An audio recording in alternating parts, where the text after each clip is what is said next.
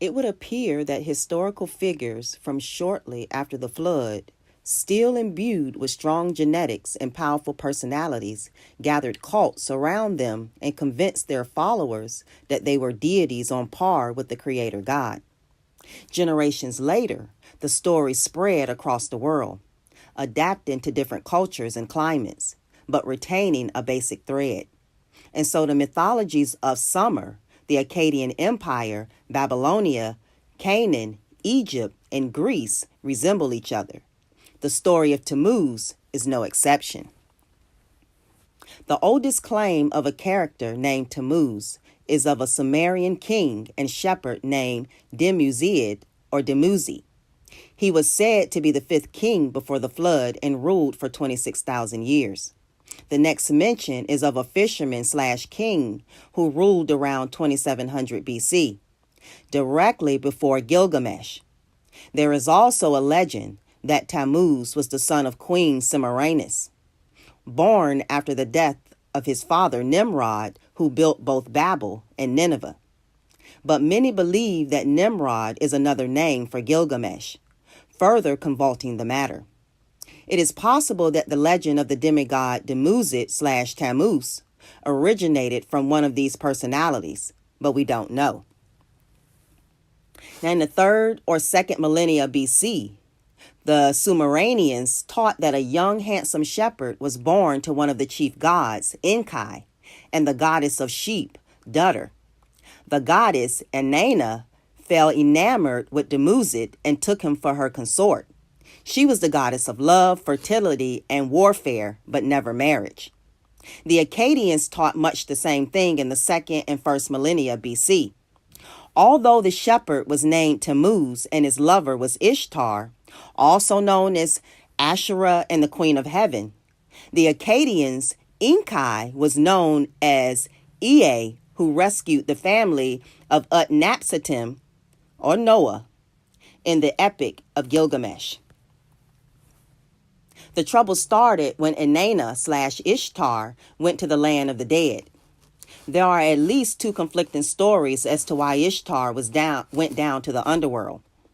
One says that Tammuz was killed by underworld raiders and Ishtar went to bring him back to life. The more common myth, however, starts with Ishtar's desire to take the underworld from her sister, Ereshkigal. The Anunnaki, judges of the underworld, tried and convicted Ishtar for her hubris, sentencing her with death and declaring that her dead body would be on display, hanging from a nail. Unfortunately, for the rest of the universe, while Ishtar was dead, there was no sexual activity or procreation of any kind. Ea saw the problem with this and bartered a deal. Ishtar could return to the land of the living, but she had to find another soul to take her place in the underworld. The replacement could not be someone who was mourning her death. She could find no one, God or human, until she came to her own throne room where Tammuz sat, dressed in fine robes instead of the more appropriate sackcloth and ashes. For his lack of devotion, Ishtar sent her demons after Tammuz. He hid at his sister Gishtananus, but the demons found him and dragged him to the underworld. In time, Ishtar regretted her rash actions and mourned the loss of Tammuz. The gods capitulated, declaring that Tammuz and his sister would alternate, with one in the underworld while the other was with the living. The Greeks, who never met a foreign god they couldn't adapt, also had their Tammuz in Adonis. It was said that Aphrodite arranged the king to impregnate her daughter. It's unclear if Aphrodite fell in love with the beautiful son or if she felt guilty for her part in his conception. But she put him in a box and gave him to her sister Persephone, the goddess of the underworld, for safekeeping. Persephone opened the box and also fell in love. The sisters fought over Adonis until Zeus declared Adonis had to spend 4 months with Persephone, 4 months with Aphrodite, and 4 months with whomever he chose. He chose Aphrodite. Either Artemis or Eris, accounts vary, sent a boar that killed Adonis. Aphrodite was so consumed by grief that Zeus allowed Adonis to continue to spend part of the year among the living. The Egyptians had a different take in Osiris and Isis. Isis was a benevolent goddess who was devoted to her husband/brother Osiris. Osiris's brother Set killed him in an attempt to take his throne. In one story, Set tore Osiris into pieces. Isis found most of the pieces and, with the help of a golden phallus, brought him back to life long enough to impregnate her with Horus. In a slightly different version, Isis found Osiris's intact body in a lead-sealed box, the origin of the sarcophagus, which had been absorbed by a tamarind tree being used as a palace pillar.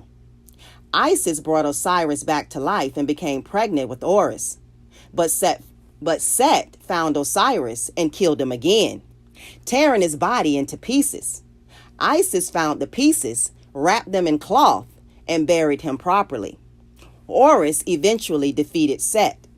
The gods were so moved by Isis's devotion, they made Osiris the god of the underworld.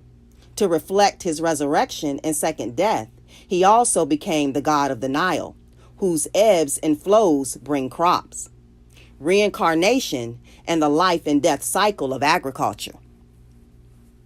Out of the common thread of death and resurrection came the association of Dumuzi/Tammuz/Osiris/Adonis as the god of fertilization, rebirth, and agriculture. Although he started as the Sumerian god of good grass, healthy lambs, and plentiful milk, later cultures considered him the god of grain. His annual death in the Middle East lined up with the start of the killing heat and drought at the summer solstice. Women mourned his passing in hopes their cries would ensure his return and the return of the earth's fertility.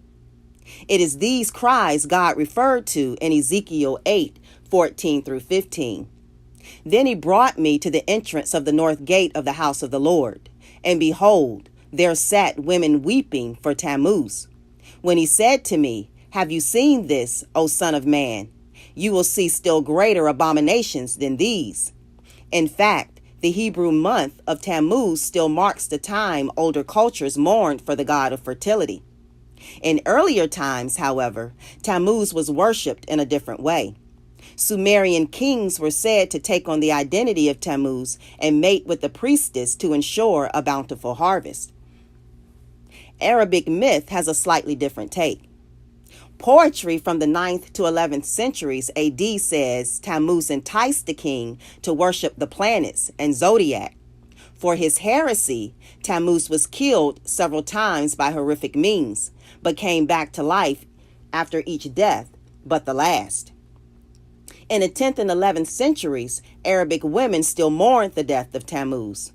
Arabic literature also mentions the similarities between Tammuz and the Christian St. George, who is said to have died several times while being tortured for his refusal to disavow Christ. St. George finally died for good when he was beheaded. Some claim that Tammuz was also the origin of the story of Jesus. The main similarity pointed out is death and resurrection. The differences are striking. Jesus was raised by God, not rescued from the underworld by a faithful lover. He did not die multiple times. He was not worshipped as the god of the underworld or the god of agriculture.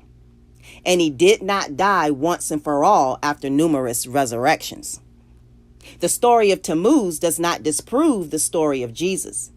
It does illustrate mankind's desire to understand and take control of the natural world upon which we are dependent. Jesus did not come to bring healthy lambs or corn or the rich waters of the Nile. And he did not die because of a lover's jealousy. He died to save us from our sins. He was raised again because God accepted his sacrifice.